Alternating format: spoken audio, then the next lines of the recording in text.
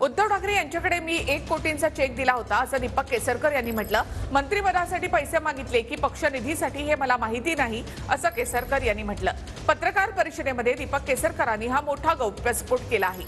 तर पक्षाचे सचिव पैसे मागतात तो कुणाचा व्यक्तिगत निधी नसतो असं चंद्रकांत खैरेंनी म्हटलं। केसरकरांनी माफी मागावी अन्यथा तोंडाला काळं फासू असा इशारा चंद्रकांत खैरे यांनी दिला आहे। हे बघा, चेक दिला हा मी चेकचं तर रेकॉर्ड असतं। मी 1 कोटी रुपयाचा चेक दिलेला आहे। उरलेल्याचं मी पत्र दिलेलं होतं। आता मंत्रिपदासाठी पैसे मागितले, इलेक्शनसाठी पैसे मागितले, मला काही मी सांगू शकत नाही। परंतु ज्या दिवशी माझे एक पत्रकार मित्र आदित्य ठाकरेंना भेटायला गेले आणि त्यांनी विचारलं की कोकणातून कोण असणार, तर ते म्हणाले दीपक केसरकरांच्या शिवाय आमच्याकडे कुठलं नाव नाही सिंधुदुर्ग जिल्ह्यातून। परंतु त्यांनी दिलेली कमिटमेंट पूर्ण केलेली नाही। याचा अर्थ काय होतो? कमिटमेंट म्हणजे काय?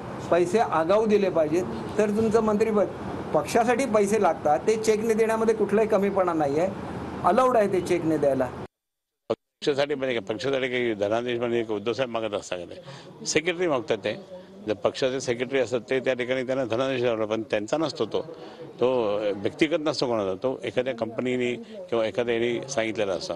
पण हे जे आहेत ना केसरकर, ते आपले असे येऊन साहेब मला मंत्री करा, साहेब मंत्री करा असं त्यांनी किती वेळा बोलले। म्हणून अशा पद्धतीने ते काही हे करणार नाही। केसरकरनी माफी मागितली पाहिजे, नाहीतर केसरकरला इथे आल्यानंतर आम्ही काळं फासू।